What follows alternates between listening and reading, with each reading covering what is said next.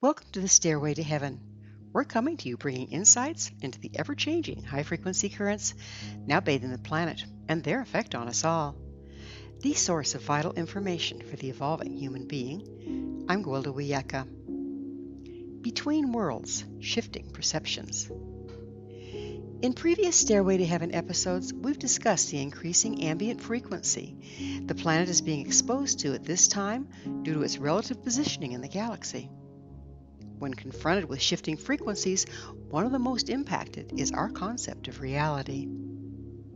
Rising frequency promotes increased light by which to see. Many heretofore hidden elements are being exposed for our consideration. Therefore, as frequency shifts, so does perceived reality.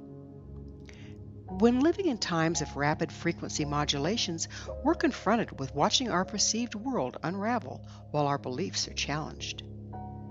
Things we thought to be solid, undisputable truth are uncovered as partial truth, if not outright falsehood, when we have more information to apply to the concept. The more rapid the frequency shift, the more earth-shattering the revelations. This drives many to go into denial as they attempt to hold on to the status quo along with their sanity. Others become more mutant in their attempts to make everyone else agree with their interpretation of what the increased light has exposed. They're desperate to nail down a reality they can hang their hats on rather than deal with the unknown. Yet the very nature of shifting frequency is one of constant change. This requires flexibility in embracing the concept of not knowing. Polarizing into denial or campaigning to cement agreement is at best counterproductive. We find ourselves either becoming increasingly rigid and dogmatic or excitable and fanatic. When the two diametrically opposed approaches to coping with change meet, well, it proves to be explosive as the two factions frantically fight to hold on to their opposing stance.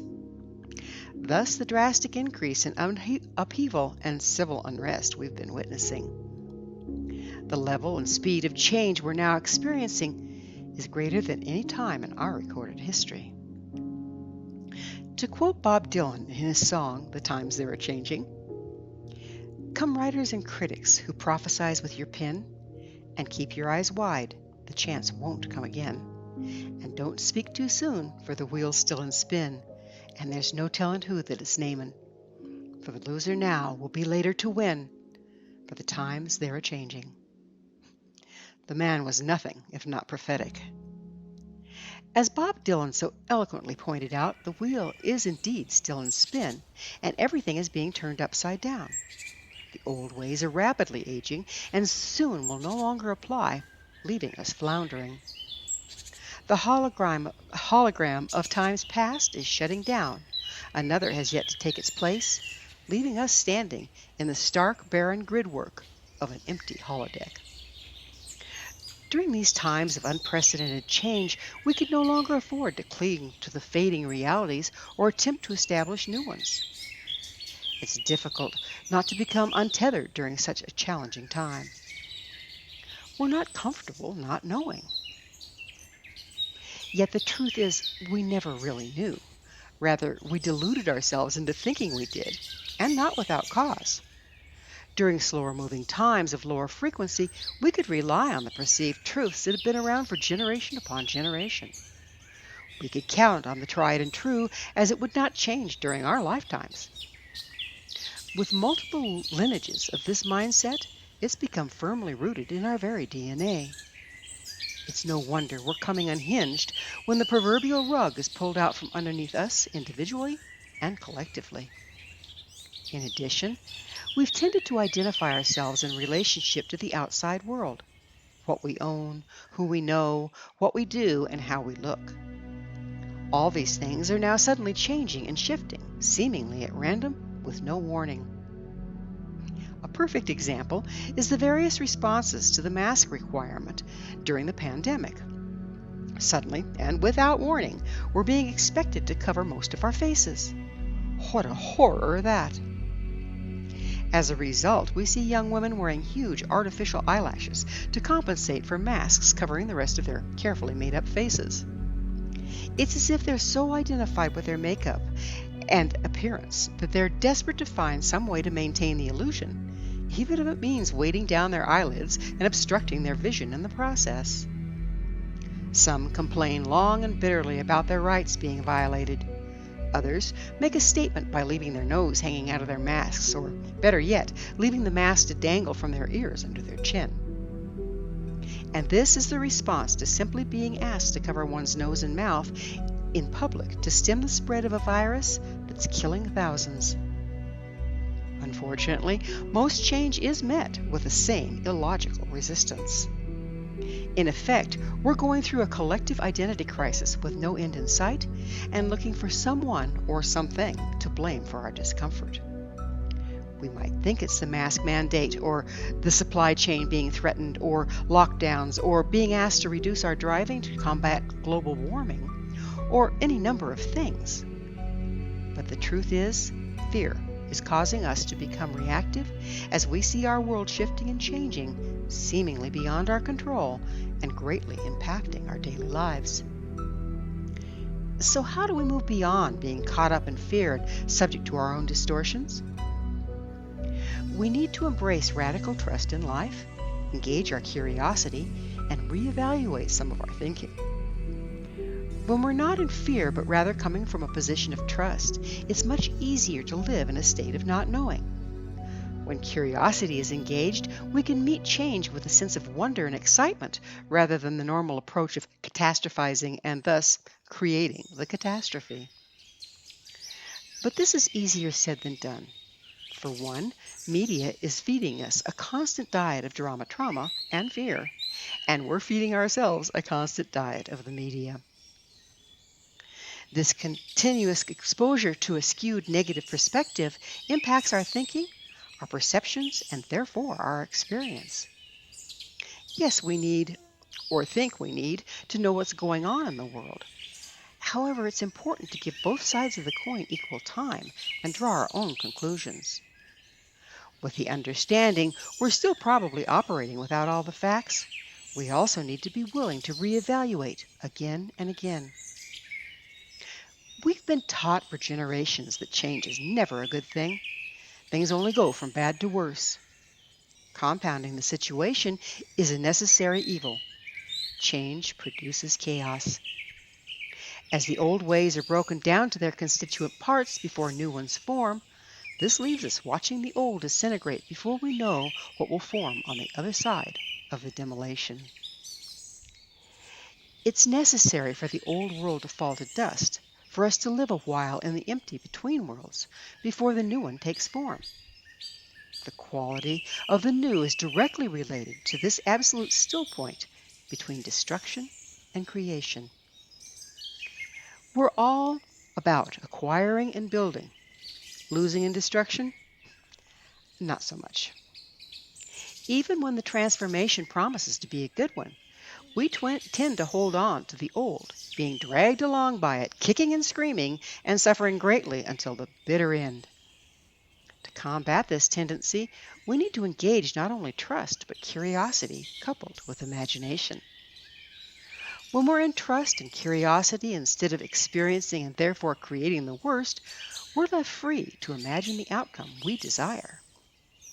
As we've mentioned in prior Stairway to Heaven episodes, the imagination is where we build a matrix at the quantum level for reality to manifest around.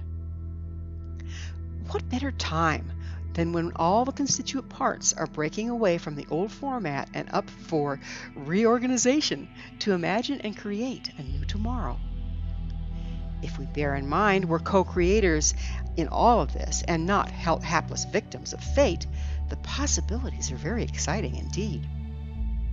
On the other hand, if we remain in fear and imagine the worst, guess what? We're building. You've got it. The worst. Another stumbling block is that of judgment. No matter what transpires, we're compelled to judge it as good or bad, eating from the tree of knowledge of good and evil, so to speak. There's a reason it was forbidden fruit.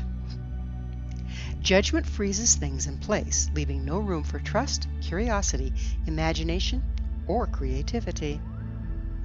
What we experience is totally dependent about how we relate to the situations at hand. If we judge things as bad, we'll experience them as such and be totally unaware of anything that can work to our advantage, and therefore we do not act upon opportunities that present themselves. On the other hand, if we judge things as only good, we run the risk of being blindsided by the unprepared for the inherent challenges present in any situation. The key is in realizing things are neither good nor bad. Our experience and therefore our reality depends upon our viewpoint and actions. We have more control of the situation at hand than we think, but that control is totally dependent upon our self-control and willingness to take responsibility for our viewpoint, action, and inaction. If we can avoid judgment, remaining open to all realities and possibilities, we then become subject to none. Then there's this fallacy of outcome to consider. We're goal-driven, hoarding fools living in a land of process. Life, by its very nature, is a process, ever-changing, while at the same time following its own cyclic rules. Humans tend to want to know what's going to happen and control outcome. That's much like a surfer attempting to control the wave rather than ride it. Life is the wave, we, the surfer. Where we end up at any given moment is a result of how we choose to ride the wave of life. In this, we create our own fate within the larger scheme of things. When we ask what is going to happen, life inevitably answers that question with one of its own. When? There is no outcome in process. It's an never-ending continuum. Trying to control outcome is to attempt to freeze process, which equates to death. Death leads to decay, which is another whole process in itself. We've previously lived in an era of building and acquiring. We're now entering another part of life's cycles, that of dismantling and destruction, before the new is formed. All things are subject to these cycles, including ourselves. If we fight them, we do not take advantage of what they have to offer and find ourselves coming up short when the next cycle arrives. If we resist being dismantled, come time for rebirth, what we bring to the table is a Frankenstein of partly disassembled ghosts of what used to be, rather than the pure constituent parts with infinite possibilities. These unprocessed parts are still tied up in an old form not available for repurposing, which greatly compromises what we can become. If we can fully honor and cooperate with this wave of destruction rather than fight it, the future can be rich indeed. In lower frequency, things are very slow-moving, like clay that's been fired, set in stone, with little to no possibility for change. To thrive in the new high-frequency era, all the above concepts need to be re-examined and our viewpoints adjusted to be able to move and shift with the times. If we do so, rather than dealing with set forms, we now find ourselves with a handful of soft clay, ours to mold as we see fit. What an exciting time to be alive! It's at least a very alchemical one. The rich flowering days of summer are gone. Spring and regrowth yet to arrive. As we're enveloped in the deep dark of winter, may the icy storms tear us asunder. Rejoice in the cleansing winds preparing us. Give thanks for the new world arising, as glory springs forth from the rich loam, the ashes of our willing destruction. Thank you for joining me, Golda Wiyaka, on the Stairway to Heaven, where we provide the updates on the energetic currents facilitating our evolution into conscious, powerful co-creators. As I'm sure you've noticed, not only do the Stairway to Heaven episodes stand alone, but they weave together to form a map to evolution and personal empowerment as we enter the new era.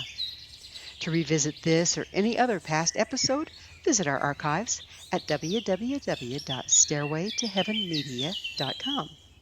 If you'd like to find out more about me, my school, and the evolutionary tools we offer, visit www.findyourpathhome.com. Until next time, may you be blessed on your sacred path to wholeness. We are here. The time is now.